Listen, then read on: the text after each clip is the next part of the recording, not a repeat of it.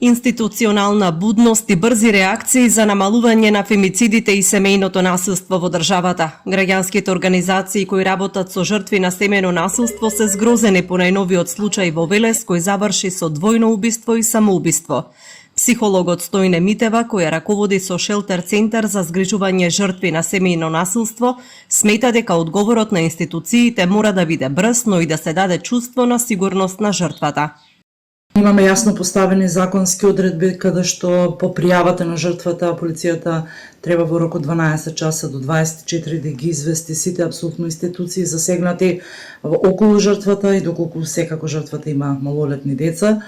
Да, супер е, на хартија постои, но меѓутоа во пракса никогаш не е тоа така. Со ретки исклучоци за некои полициски станици и центри за социјална работа кои што безпрекорно се ја гледаат работата, но жените се немокни и тогаш бараат поддршка од невладиниот сектор, каде што сметаат дека ние сме им како последна инстанца и некако надежта им се крие во нас, дека можеби ние ќе сме тие кои што ќе ја откочиме целата постапка и ќе ја извадиме жената од лавиринтот и нема да падне толку лесно во канџите на насилникот. Случајот со убиството на младата Росица од Велес укажува дека системот затаил, бидејќи по серија пријавувања во неколку месеци, девојката не можела да живее спокојно. Била тепана, вознемирувана со повици и фотографии, јавно понижувана со навредливи графити. Автомобилот на татко и бил запален и покрај се, убиецот останал на слобода за целото време, малтретирајќи ја во секоја укажана прилика. Адвокатката Марта Гусар смета дека и МВР има вина, затоа што требало да се реагира.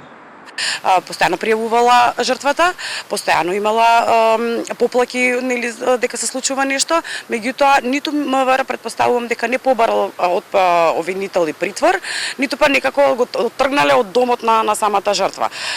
И најчесто кога станува збор за вакви ситуации, МВР исклучиво постапува само по КЗ, односно по кривичен законник. Има и друг закон кој што може да се применува и да се спроведуваат мерките. Гусар сведочи дека имала клиентка која не можела да пријави насилство, бидејќи во полициска станица не ја примале.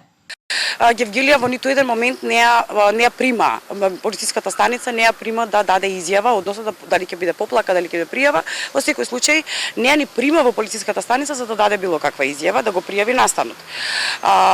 Требаше јас на полноќ, буквално во 11:30 на полноќ, да вртам во на 192, односно 112, од тука да кажам што станува дека имам проблем, дека јас сум во Скопје, жената е во Гевгелија, да ме упатат, да ме приклучат, односно да ме поврзат со полициска станица Струмица, каде што дали сменоводител, значи не знам кој беше на смена во тој момент, кој што тој ја отвори пријавата од Струмица затоа што Гевгелија не сакаше.